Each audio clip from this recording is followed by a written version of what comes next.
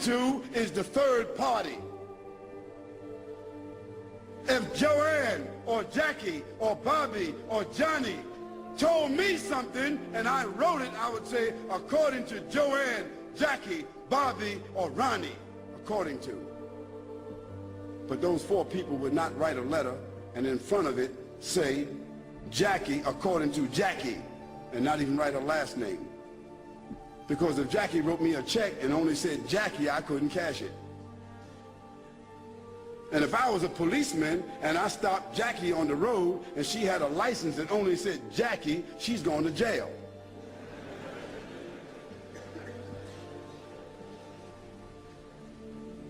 Where in the world is a document with only one name of four different writers that did not meet the one whom they're writing about? Where is that accepted in the whole world? Nowhere except in the Bible.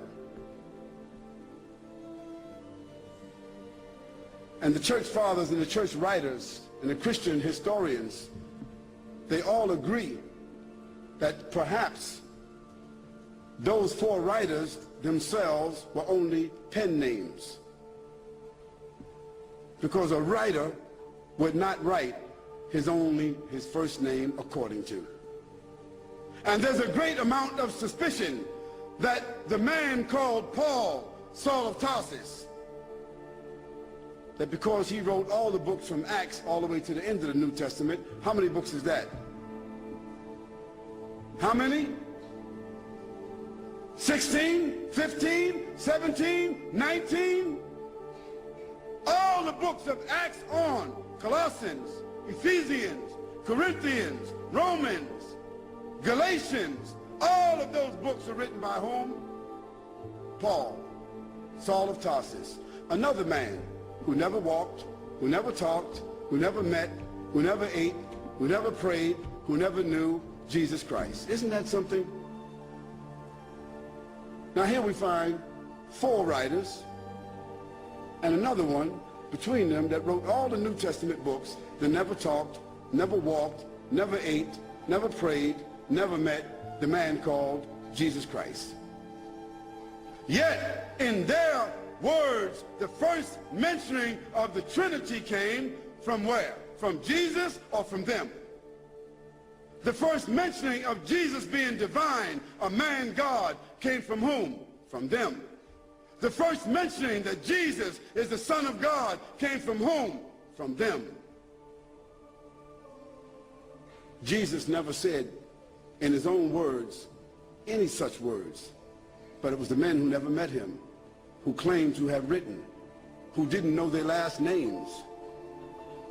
And Paul, by the way, before he had that vision on the road to Damascus that only he saw and only he heard, guess what his occupation was? Do you know? He was a bounty hunter, a hunter of Christians, hunting them down like animals, binding them and bringing them to where? To Rome, so that they could be executed. Now if Hitler, after killing thousands of Jews, said that on the road to Berlin he had a vision that he was named an apostle to the Jews, and he wrote 20 books that all the Jews are supposed to follow, do you think they would be following that book? I don't understand how people just don't read history. This is not what Khalid said, so don't get angry with me. This is your own scripture, your own Bible scholars, their own church fathers. All of them agree that Paul never met Jesus, that Matthew, Mark, Luke, and John never met Jesus. By the way, they were not disciples. Nor were they walkers and talkers of the disciples. They were just writers and historians.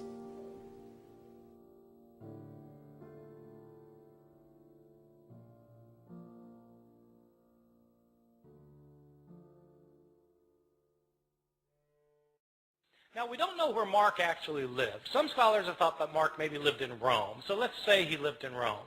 Mark writes his book Well, how does this book get into circulation? The problem is we're dealing with an age in which there were no Xerox machines. There wasn't desktop publishing yet, no PDF files.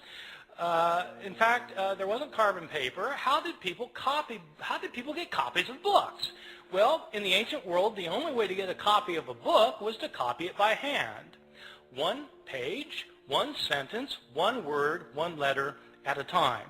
Mark makes his book, and somebody in his community wants another copy of it.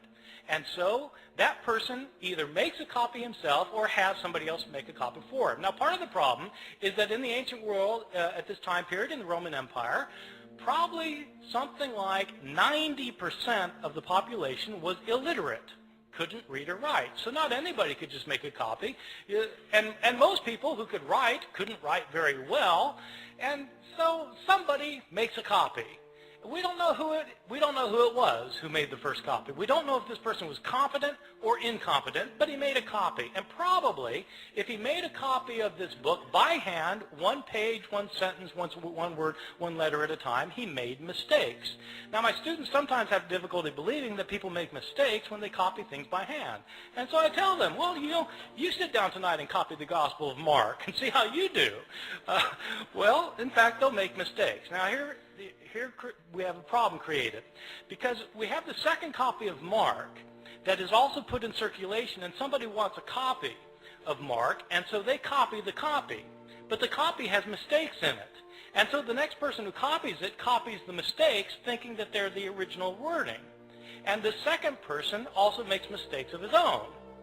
And so he not only reproduces the mistakes of his predecessor, he introduces his own mistakes. And then another person comes along and copies that copy, making the mistakes of both of his predecessors and creating mistakes of his own, and then that book gets put in. And pretty soon you've got copies around the city of Rome that are all different from one another. Now, a visitor comes to Rome from Ephesus, and they have a church back in Ephesus too, and they want a copy of this gospel, and so he takes his copy, makes a copy, takes it back to Ephesus. And then that copy gets copied, and that copy gets copied, and that copy gets copied. Then somebody comes from Smyrna, and they want a copy. And so it goes for year after year after year. We don't have a copy of Mark until around the year 200. About 150 years after Mark was originally written. So not only do we not have the originals, we don't have the first copies, or the copies of the copies of the copies of the copies of the copies of the copies, etc., etc. Mistakes were made en route, and these mistakes were replicated. Now, the only way a mistake gets corrected is if you're copying a copy of Mark, and you come across a sentence that you're pretty sure is wrong because it doesn't make sense, and you try and correct it. And so you correct it to say something other than what it says. The problem is there's no guarantee that you will correct the mistake correctly, right? You might correct the mistake incorrectly, in which case you've got three forms of the text: the original text, the mistake, and the mistaken correction of the mistake. And so it goes on for year after year, decade after decade. The originals end up getting lost. They get lost. They're either worn out of existence, or people figure, well, we don't need this. I've got a brand new copy of it, and so they throw it away. And all of the books of the New Testament, all 27 books, experience the same fate. And so that is the situation we're dealing with.